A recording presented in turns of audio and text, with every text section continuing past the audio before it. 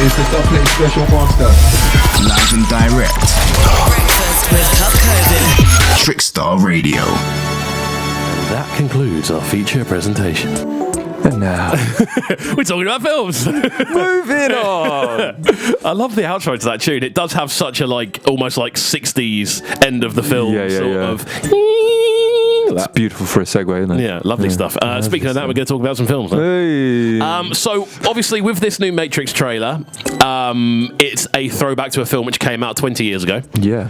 And we have decided off the back of that, we're going to look at some follow-up sequels from films that, from time that's passed, almost returning to kind of film universes and things like that, and see how they kind of fared in their sort of new idiom. So we've got a list of sort of films we're going to be looking at. We both made a little list of ones that sprung out at us, and obviously there's a few different sort of things of this. One that immediately jumps out at me when we look at this is Independence Day, because the original Independence Day, classic, genuinely classic, well-made sci-fi film, bit cheesy, but of the time, it does what it's supposed to do.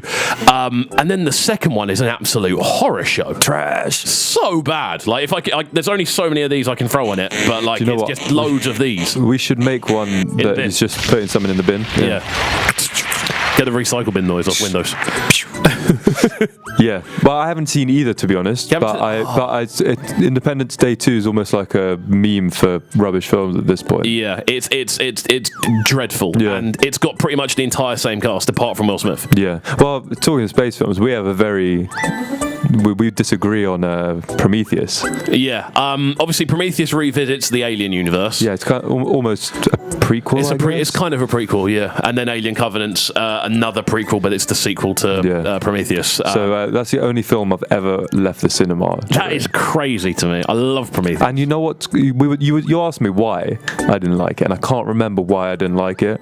But that says to me you should watch it again. I might watch it again, but I also think I need to revisit the Aliens as well. Yeah. But I know I'm not the only one. Revisit the aliens. I need to revisit the aliens, bruh. I need to go home. But I know I'm not the only person who thought that about Prometheus. Yeah, a lot of people dislike. I know a lot of people really don't like Alien Covenant. I know a lot of people saw that film and were like, "This is absolutely terrible." Yeah. I think they have their merit, but one that I feel almost as passionately about on this list is the Hobbit films, because they obviously return to Tolkien's universe. We know there's an Amazon series based in Tolkien's universe coming up, and I really hope they do it justice. But looking at this, the general layout for the Hobbit films, it shouldn't have never been 3 films. It should have just been one well put together film, maybe 2 at a push to kind of squeeze everything in.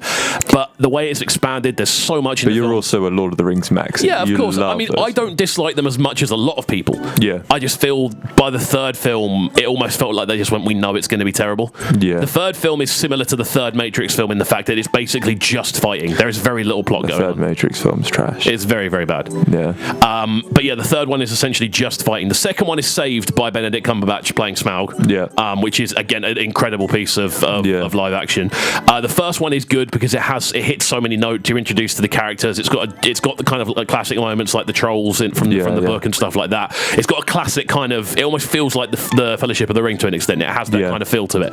But the second two, they just kind of, bar Erebor and Smaug in the second one, they do dive quite quickly. I think also the most recent Star Wars film, the last film of the most recent. I think all of the sort of recent ones, bar Rogue One and Solo, for me, all the most recent films kind of fall in that pile. Yeah, I mean, again, I think sometimes, and I hate to say it, but sometimes you just got to let it lie. Let it lie. I mean, that's quite the opposite. Let it live in memory. That's the opposite of what is going on at Star Wars. There's so much on the way for Star Wars. This is why I'm such a big fan of the series format, because I think it gives you the opportunity to actually explore singular topics without having to make them super, super epic every single time. You can actually just go, it's a series. I think it's difficult with Star Wars because there was very much all one storyline and one arc up until a certain point. Unlike Marvel, where it's kind of designed to just be able to almost go on forever because you can segue and interweave things. Whereas with Star Wars, it's almost just like, let's just keep chugging this along. And then in terms of remakes, we were talking about the most recent wave of Disney live action remakes. Yeah, again, Disney seems to be at the heart of a lot of these remakes. So you said you liked Lion King. I liked Lion King, but then I'm I'm a sucker for anything Lion King. Like I've seen it live twice. See, I love Lion King. Yeah. But the thing that threw me about Lion King, the live action remakes, was the all-star cast. The cast is almost too good. Like Seth Rogen as Pumbaa. All I could see was Seth Rogen as Pumbaa.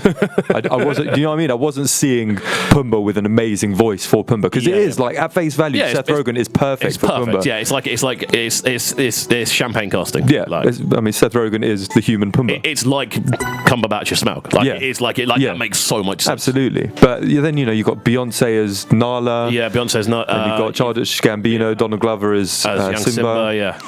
I think there's a few good casting decisions in that, but I get what you mean. It is sometimes a bit OTT. In regards to them in general, I think the Aladdin one is definitely saved by Will Smith. I think Will Smith is the one that really does give that film life. The rest of it seems a little bit slapdash, to be honest with you. I think Jungle Book was okay. Jungle Book was the first one as well, wasn't it? So I think Jungle Book, they kind of changed the ending a bit as well to make it really epic, like how the elephants come and like carve out the path for the water. Leave it. Leave it. Come on. No. There's a few more on here. If we're talking sort of Disney-related stuff, again, back to the idea of series. Monsters Inc. have got a fantastic series going on Disney Plus. And obviously, it's meant for kids, but it's one of those ones I can watch and just have it on and be like, this is nice. Yeah.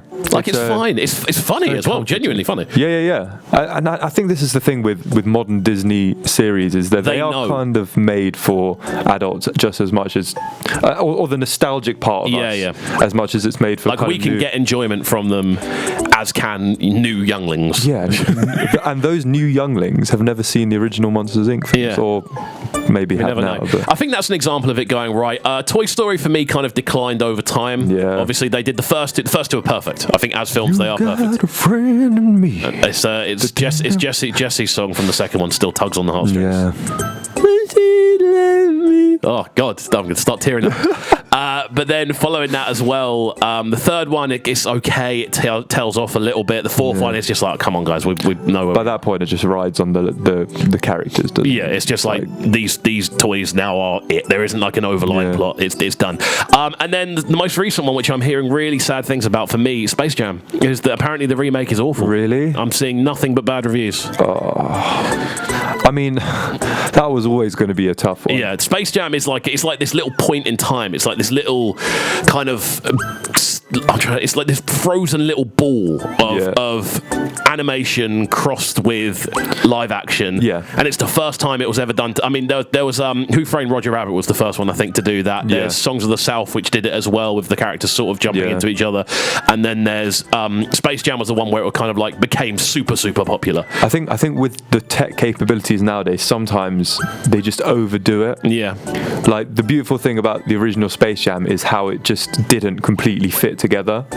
Yeah, you can see there's little errors in it, but there's a charm. Yeah, to that. You know what I mean. That's the perfection of imperfection. Whereas now it's just we can make this super integrated. And it's like, okay, but I haven't seen it. Yeah, I haven't seen it. I'm sad to hear this. Yeah, I've seen nothing but bad reviews, so I don't know if I'm gonna. But is that people? That's probably people like comparing and contrasting to how. I think you have to compare and contrast it. Like it's like saying the whole point of this conversation is about the new Matrix trailer. Realistically, I know I can't not compare it to the previous Matrix films. The same way you can't not compare The Hobbit to The Lord of the Rings. The same way you can't not compare Star Wars to Star Wars. Yeah, I think with the Matrix trailer, it looks really good actually. Just it looks jump like into a bit on the Matrix just while we're here, because this is where this has all come from. I'm excited. Yeah, it looks like they're bringing things back in the right way. Yeah.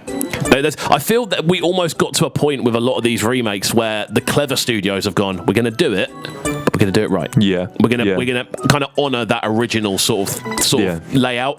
We're going to do it now, but we're going to honour where it kind of came from. I think the one thing, talking about comparing it to the previous things, the one thing that was like, was when I saw what looks potentially like a recasting of Morpheus. I don't think it's a recasting of Morpheus. Do you think it's a completely different character? I think it's based about 100 years in the future. Really? And it's just a new version of Neo that's been brought into the system. And it's a reborn Neo. That's why we see the little clip of Trinity in the pod.